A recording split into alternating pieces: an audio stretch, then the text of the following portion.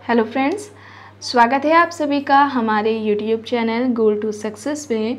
Friends, अगर आप channel पर नए हैं तो चैनल को ज़रूर सब्सक्राइब कर लें। चैनल का नाम है गोल टू सक्सेस। अगर आप नेट, जेआरएफ, पीजीटी, जीआईसी या फिर असिस्टेंट प्रोफेसर एग्ज़ाम की तैयारी कर रहे हैं सोशियोलॉजी से, तो इस चैनल के साथ जुड़कर आप यहां से अपनी तैयारी को पूरा कर सकते हैं। प्लेलिस्ट में आपको उन सभी वीडियोस के अलग अलग फोल्डर मिल जाएंगे, आप वहां से उन वीडियोस को देख सकते हैं। तो चलिए स्टार्ट करते हैं आज की video.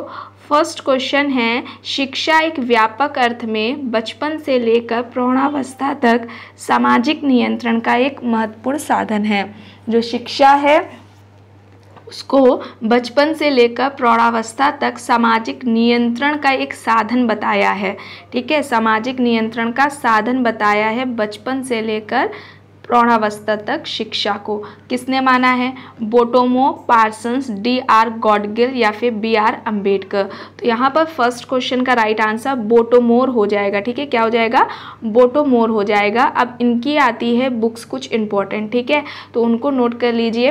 Class in modern society, क्या बताइए आपको? Class in modern society. Next important book है पॉलिटिकल सोशियोलॉजी। क्या है? Political sociology. एंड लास्ट है elites and society. Elites and society, ये कुछ बुक्स थी बोटोमोर की। ठीक है, तो यहाँ पर फर्स्ट क्वेश्चन का राइट आंसर ऑप्शन ए हो जाएगा, बोटोमोर।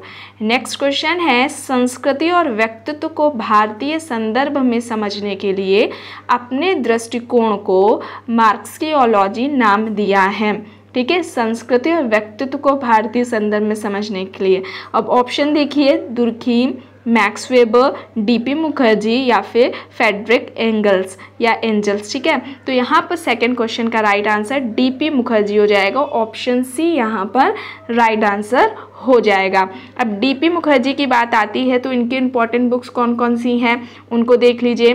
बेसिक कॉन्सेप्ट्स इन सोशियोलॉजी, क्या बताइए आपको? Basic concepts in sociology. Next है modern Indian culture, modern Indian culture. View and counter views है, ठीक है, व्यू एंड काउंटर व्यूज़ है। और डाइवर्सिटीज़ है। इनके कुछ इंपॉर्टेंट बुक्स है, इन्हें आपको ध्यान रखना है। ठीक है, और ये समाजशास्त्र को क्या कहते हैं? बताते हैं कि समाजशास्त्र परंपराओं का अध्ययन है। समाजशास्त्र क्या करता है? परंपराओं का अध्ययन करता है, या समाजशास्त्र परंपराओं का अध्ययन है।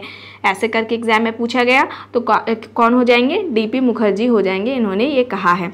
ये भारतीय जो इतिहास है उसका द्वंद्वात्मक प्रक्रिया से अध्ययन करते हैं। ठीक है, कहते हैं कि भारतीय जो इतिहास है उसका द्वंद्वात्मक प्रक्रिया से अध्ययन करना चाहिए, या इन्होंने किया है।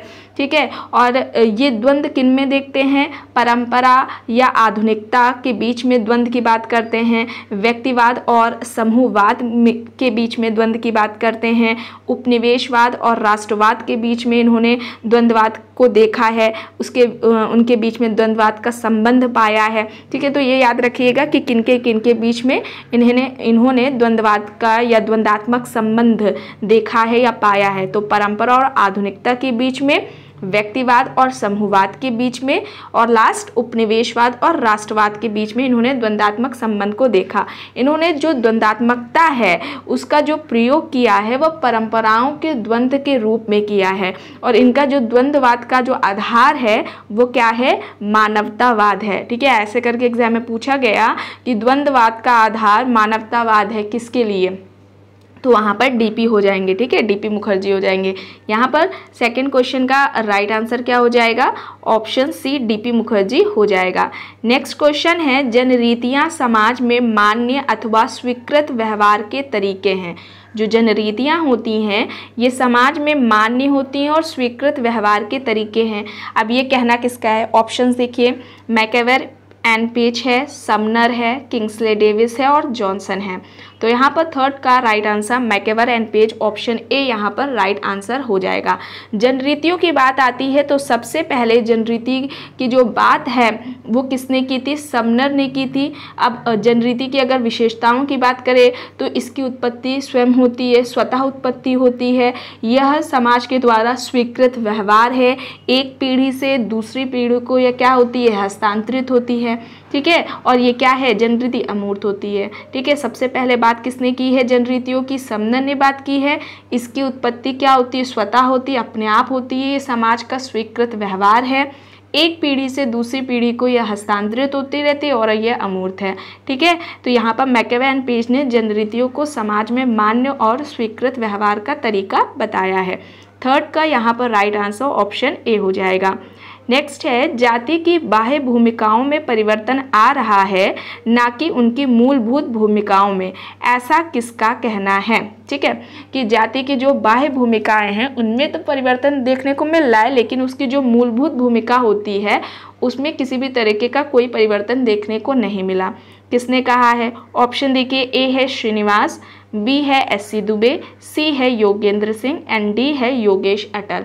तो यहाँ पर फोर्थ क्वेश्चन का राइट आंसर योगेश अटल हो जाएगा। ऑप्शन डी यहाँ पर राइट आंसर हो जाएगा।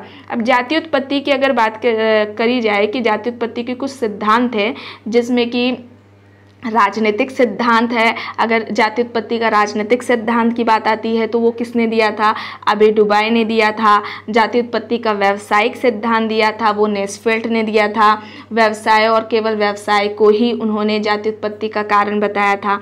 ठीक है, नेस्फेल्ड ने। और जाति उत्पत्ति का अगर उद्विकासीय सिद्धांत की बात आती है तो वो डेंजल एबेटसन ने दिया हुआ था। जाति उत्पत्ति का धार्मिक सिद्धांत की बात आती है कि धार्मिक सिद्धांत किसका है, तो वो होकार्ट व सेनाट ने दिया हुआ है जाति उत्पत्ति का धार्मिक सिद्धांत। ठीक है, तो इनको ध्यान में रखिएगा। यहाँ पर फोर्थ का राइट आंसर क्या हो जाएगा, योगेश अटल, ऑप्शन डी। नेक्स्ट क्वेश्चन है, उत्तर संरचनावादियों में से ज्ञान तथा शक्ति के बीच संबंध की बात करने वाले कौन हैं। ठीक है, उत्तर संरचनावादी हैं। यहाँ पर पहली बात ये देखनी है, अब इनमें से उत्तर संरचनावादी कौन है ये देखिए। और उन्होंने ज्ञान और शक्ति के बीच में संबंध की बात की है। अब ऑप्शन देखिए, ए है देरिडा, ऑप्शन बी है फूको, ऑप्शन सी है गिडेंस और ऑप्शन डी है एडमंड लीच। तो यहाँ पर फिफ्थ क्वेश्चन का राइट आंसर फूको हो जाएगा। ऑप्शन बी यहाँ पर राइट आंसर हो जाएगा। ये उत्तर संरचनावादी या उत्तर आधुनिकतावादी दार्शनिक थे। ठीक है, उत्तर संरचनावादी और उत्तर आधुनिकतावादी दार्शनिक थे। इनकी इंपॉर्टेंट बुक्स हैं जो कि पेपर में काफ़ी पूछी जाती हैं। उन बुक्स को देख लीजिए, नोट कर लीजिए। The birth of the clinic, the birth of the clinic. Second है madness and civilization, madness and civilization, ये बुक है फूको की। थर्ड है the archaeology of knowledge, the archaeology of knowledge इनकी बुक है। लास्ट है डिसिप्लिन एंड पनिशमेंट। ठीक है, डिसिप्लिन एंड पनिशमेंट, ये फूको की कुछ बुक्स हैं जो आपको बताई गई है, इन्हें आपको ध्यान रखना है। यहाँ पर फिफ्थ का राइट आंसर ऑप्शन बी फूको हो जाएगा। नेक्स्ट क्वेश्चन है, ऐसा किसका मानना है कि धर्म मनुष्य और समाज के सामाजिक नियंत्रण में सदैव एक अत्यंत महत्वपूर्ण साधन रहा है। जो धर्म रहा है वह मनुष्य और समाज के सामाजिक नियंत्रण में हमेशा एक अत्यंत महत्वपूर्ण साधन रहा है। अब किसका कहना है ये देखिए। ऑप्शन ए है C.A. एलवुड, ऑप्शन बी है H.D. क्रिक, ऑप्शन सी है दुर्खीम और ऑप्शन डी है वेबर। तो यहाँ पर सिक्स्थ क्वेश्चन का राइट आंसर C.A. एलवुड हो जाएगा। इनके लिए इनका क्या कहना है कि जो धर्म है वह मनुष्य समाज के सामाजिक नियंत्रण में सदैव एक अत्यंत महत्वपूर्ण साधन रहा है। C.A. एलवुड ने ये कहा है। राइट आंसर ऑप्शन ए है। नेक्स्ट क्वेश्चन है, भारत में सामाजिक परिवर्तन को विश्लेषित करने के लिए, सामाजिक परिवर्तन है इसको विश्लेषित करने के लिए वैविध्य परंपरा की अवधारणा का प्रतिपादन किया है। ठीक है, वैविध्य या बहुल परंपरा की जो अवधारणा है वो किसने दी है। ठीक है, तो ऑप्शन देखिए, राधा कमल मुखर्जी है, S.C. दुबे है, रेडफील्ड है और आंद्रे बेते हैं। तो यहाँ पर सेवेंथ क्वेश्चन का जो राइट आंसर हो जाएगा S.C. दुबे हो जाएगा। ऑप्शन बी यहाँ पर राइट आंसर हो जाएगा। ठीक है, जो बहुल परंपरा या वैविध्य परंपरा की जो अवधारणा है इसका सबसे पहले ये जो कॉन्सेप्ट है उसकी बात किसने की हुई थी, S.C. दुबे ने ही की हुई थी। उन्होंने ही सबसे पहले कॉन्सेप्ट दिया हुआ था। जैसा कि अगर हम रेडफील्ड की बात करते हैं तो ये कहते हैं कि समाज में दो तरह की परंपरा की बात करते हैं कि दो तरह की परंपरा होती है, लघु और वृहत परंपरा। ठीक है, तो इसके जवाब में ही जो हमारे ये एस.सी. दुबे हैं वो क्या कहते हैं कि भारत में मात्र सिर्फ दो परंपराएं ही नहीं हैं। ठीक है, ये क्या कहते हैं कि ये कहना गलत है कि भारत में दो परंपराएं हैं। ये कौन सी है, सांस्कृतिक या पश्चिमी या लघु या महान परंपरा की बात जो रेडफील्ड कहते हैं, तो ये दुबे कहते हैं कि यह कहना गलत है कि भारत में दो परंपराएं हैं, यानी कि सांस्कृतिक परंपरा या पश्चिमी परंपरा या फिर लघु या महान परंपरा, जो वो शब्द का यूज़ करते हैं। वास्तविकता में दुबे कहते हैं कि वास्तविकता में देखें तो जो भारतीय समाज है वो क्या है, भारतीय समाज जटिल है, यहाँ पे कई परंपराएं एक साथ देखने को मिलती है। अब ये जो परंपराओं का जो उन्होंने क्लासिफिकेशन दिया है या 6 तरह की परंपराओं की जो बात की है उनको नोट कर लीजिए, वो इम्पॉर्टेंट है, एग्जाम में पूछी जा सकती हैं।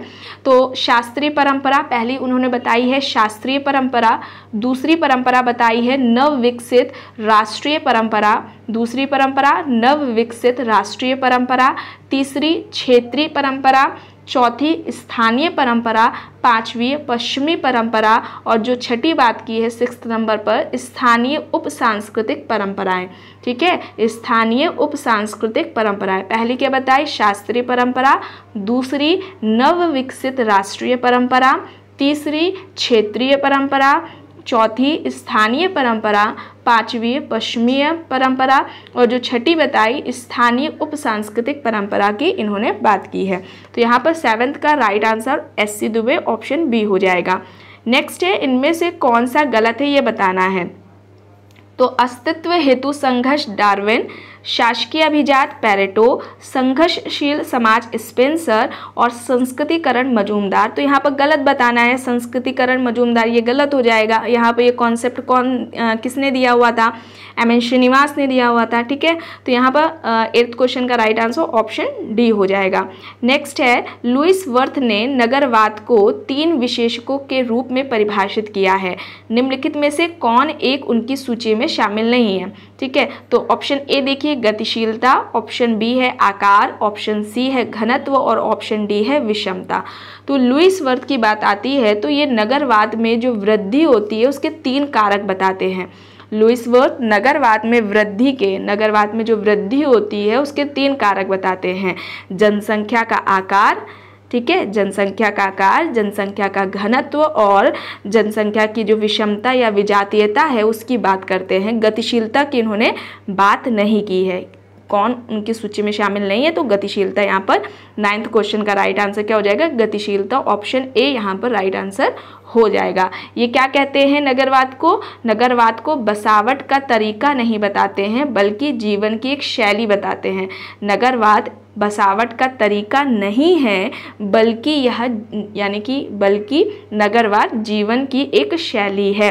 ठीक है, इस तरीके से पूछते हैं कि ये कथन किसका है, तो लुईस वर्थ ने ये कहा है। फिर ये कहते हैं गांवों का नगरों में बदलने की जो प्रक्रिया होती है वह ही नगरीकरण है।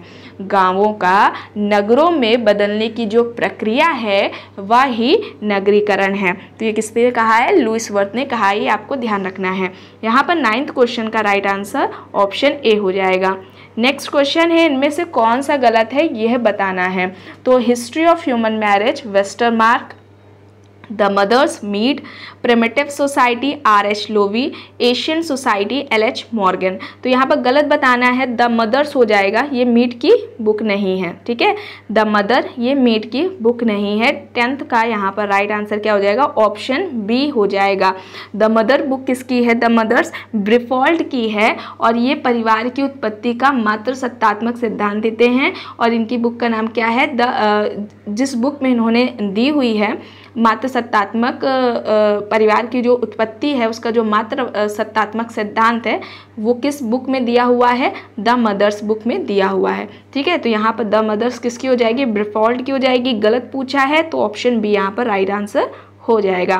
नेक्स्ट है, मार्क्स के पूर्ववर्तीय दार्शनिक कार्य और उनके परवर्तीय वैज्ञानिक अवधारणाओं और ज्ञान मीमांसीय अंतराल का पता लगाया है। किसने, मार्क्स के जो पूर्ववर्तीय दार्शनिक कार्य रहे हैं, उनके परिवर्ती वैज्ञानिक अवधारणाओं और ज्ञान में जो ज्ञान मीमांसीय अंतराल है, गैप जो देखने को मिला, उसका जो पता लगाया है, उसकी बात की है, वो किसने की है?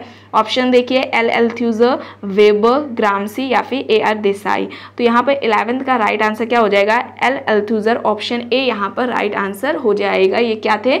मार्क्स के आलोचक थे। जैसा कि मार्क्स कहते हैं कि अधोसंरचना अधिसंरचना को निर्धारित करती है।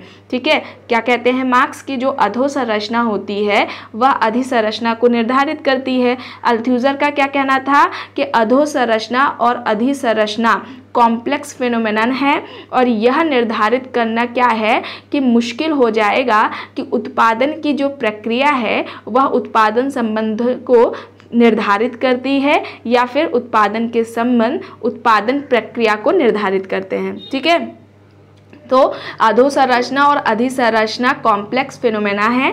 ठीक है, अल्थुजर के लिए। और ये कहना या यह निर्धारित करना मुश्किल है, कठिन है कि उत्पादन की जो प्रक्रिया है वह उत्पादन संबंध को निर्धारित कर रही है या फिर जो उत्पादन संबंध है वे उत्पादन प्रक्रिया को निर्धारित कर रहे हैं। तो ये कहना यहाँ पर क्या है? कठिन है काफ़ी। तो ये किसने कहा है? अल्थुजर ने कहा है। यहाँ पर 11th का राइट आंसर ऑप्शन ए हो जाएगा। नेक्स्ट है, उस पितृसत्तात्मक परिवार का नामकरण क्या होगा जहां एक पुरुष अपनी पत्नी, बच्चे, सास एवं साली के साथ निवास करता है? पितृसत्तात्मक परिवार का नामकरण क्या होगा? पितृसत्तात्मक परिवार को हम क्या कहेंगे? जहाँ पर एक पुरुष है, एक व्यक्ति अपने पत्नी के साथ, उसमें बच्चे भी हैं, सास भी है, साली है, ये सभी रहते हैं, उसको हम क्या कहेंगे? संयुक्त परिवार, एकांकीय परिवार, बहुपत्नीय परिवार या फिर विस्तृत परिवार? तो यहाँ पर 12th का राइट आंसर क्या हो जाएगा? विस्तृत परिवार, ऑप्शन डी यहाँ पर राइट आंसर हो जाएगा। नेक्स्ट क्वेश्चन है, कौन सा नियोजित सामाजिक परिवर्तन पर अध्ययन से संबंधित है? ठीक है, यहाँ पर बुक्स हैं, अब बताना है इनमें से कौन नियोजित सामाजिक परिवर्तन के अध्ययन से संबंधित है। ठीक है, अब बुक्स के नाम देख लीजिए। An Indian village, the study of man, man and society, India's changing villages. तो यहाँ पर 13th का right answer India's changing villages हो जाएगा। अच्छा, यहाँ पर आपके लिए क्वेश्चन है, आपको ये बताना है इंडियाज चेंजिंग जो विलेजेस है, ये बुक का जो बुक है वो है किसकी? ठीक है, आपको बताना है ये बुक किसकी है, यहाँ पर कमेंट करके आप बताइएगा। 13th का यहाँ पर राइट आंसर क्या हो जाएगा? ऑप्शन डी हो जाएगा। नेक्स्ट है, वह प्रक्रिया जिसके द्वारा असहाय मानव शिशु को धीरे धीरे आत्मबोध होता है, उस संस्कृति का ज्ञान कौशल प्राप्त होता है जिसमें उसका जन्म हुआ है। ठीक है, एक ऐसी प्रक्रिया जिसके द्वारा असहाय मानव शिशु को धीरे धीरे आत्मबोध हो रहा है, संस्कृति का ज्ञान कौशल मिल रहा है उसे, जिसमें उसका जन्म हुआ है, उसको हम क्या कहेंगे? समाजीकरण कहेंगे, आत्मसातकरण कहेंगे, पुनः समाजीकरण कहेंगे या फिर प्रतिसंस्कृति कहेंगे? तो यहाँ पर राइट आंसर क्या हो जाएगा? समाजीकरण हो जाएगा, ऑप्शन ए यहाँ पर राइट आंसर हो जाएगा।